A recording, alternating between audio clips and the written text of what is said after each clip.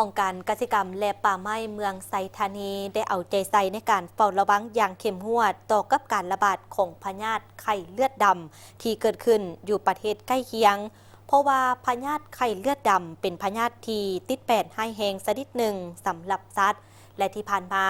ก็ได้รับการรายงานเกิดกับสัตว์ประเภทควายงัวแบ้หมูและม้าซึ่งก็ได้เฮ็ดให้สัตว์ตายและพยาธิไข้เลือดดำยังสามารถติดต่อจากสัตว์สู่คนได้โดยการสัมผัสและการบริโภคสิ้นสัตว์ที่ปนเปื้อนเสื้อพยาธิดังกล่าวถ้าหากว่าได้รับเสื้ออาจจะเฮ็ดให้เสียชีวิตได้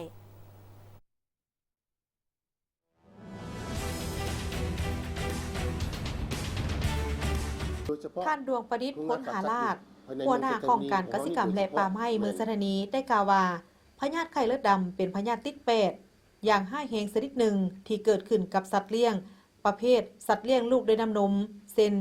งัวควายแกะแบ้หมูม้าและอื่นๆเกิดจากเชื้อกาฬโรคที่มีชื่อว่าบาซิลัสแอนแทรกซิสเชื้อพยาธินี้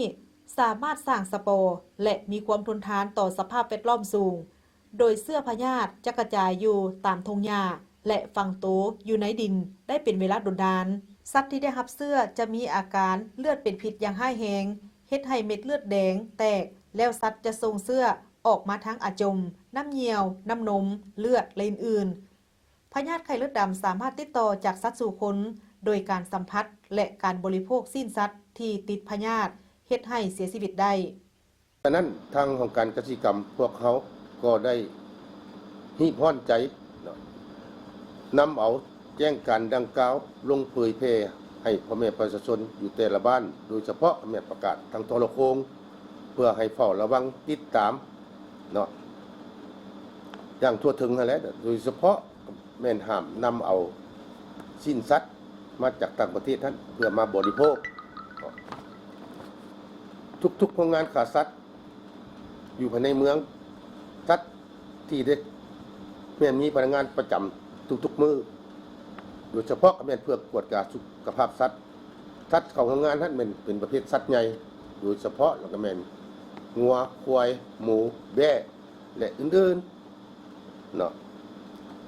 ท่านพนักงานก็แม่นได้เอาใจใส่กวดกาและสัตว์ก่อนเข้าทำงานเนาะก่อนเข้าแล้วก็กวดออกเป็นได้กวดกาทุกครั้งเนาะฉะนั้นทางของการกสิกรรมพวกเขาจึงขอแจ้งมายังพ่อแม่ประชาชนทั่วนครหลวงหรือว่าทั่วเมืองไซธานีของพวกเขานี่แหละโดยให้ทราบทั่วถึงกันว่าสัตว์ทุกตัวที่เขาทำงานอยู่ฆ่าสัตว์ภายในเมืองของเขานี่มันได้รับการตรวจกาเนาะเป็นตรวจกาถือซาดทั้งนั้นก็ถือว่าผมมีเสื้อพยาธิก็ถือมีความปลอดภัยต่อผู้บริโภคอันนั้นเนาะแต่ท่านอยากขอรายงานโดยสังเขปดูย่อๆจากท่านให้บรรดาพ่อแม่ประชาชนอยู่ภายในเมืองพวกเขารับทราบเพื่อรับประกันทางด้านการบริโภคประเภทสิ้นสัตว์ของสังคมให้มีความรับประกันและได้รับประทานสิ้นสัตว์ที่สะอาดสดและเพื่อบ่ให้มีผลกระทบต่อผู้บริโภคห้องการกสิกรรมและป่าไม้เมืองสถานีจึงได้มีการนำเอาแจ้งการของทางกระทรวงกสิกรรมและป่าไม้เกี่ยวกับการแพร่ระบาดของพยาธิไข้เลือดดำอยู่ประเทศใกล้เคียงแต่ยังบ่ทันมีการระบาดอยู่ประเทศเฮาโดยเฉพาะกรมอยู่นครหลวงวิจันทร์นำไปเผยแพร่ให้กับแต่ละบ้านประกาศทางโทรโขงเพื่อให้พ่อแม่ประชาชนได้รับรู้อย่างทั่วถึงและห้ามนำเอาสิ้นสัตว์มาจากต่างประเทศโดยเฉพาะแม่นจากประเทศที่มีการแพร่ระบาดของพยาธิไข้เลือดดำนำมาบริโภคอย่างเด็ดขาดและพร้อมทั้งได้จัดตั้งให้มีพนักงานสัตวแพทย์จากทางองค์การกสิกรรมและป่าไม้ประจำอยู่ตามโรงงานฆ่าสัตว์ต่างๆอยู่เมืองตื่มอีกโดยเฉพาะโรงงานฆ่าสัตว์อยู่ภายในเมืองไซธานีของเขานี่โดยเฉพาะก็แม่นพวกเขาได้จำหน่ายมันไปได้ตลาดทั่วนครหลวงจันทร์นี่แหละโดยเฉพาะมันหนึ่งคือตลาดด้านสร้างเนาะตลาดลาวแล้วก็ตลาดอย่างพลไทยคำบอกพลข้อจังซี่นะเนาะก็ถือว่าโดยรวมกันอยู่ในนครหลวงจันทร์เนาะถือว่าสัตว์ที่พวกเขาที่ได้ออกจากโรงงานของพวกเขานี้นั่นเนาะ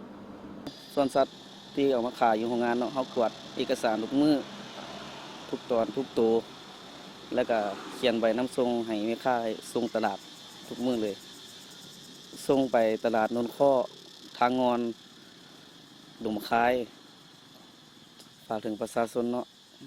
ให้มั่นใจทุกสัตว์ทุกตัวที่มาขายอยู่โรงงานเฮาได้กวดพยาธิทุกตัว มั่นใจว่าบ่มีพยาธิเนาะ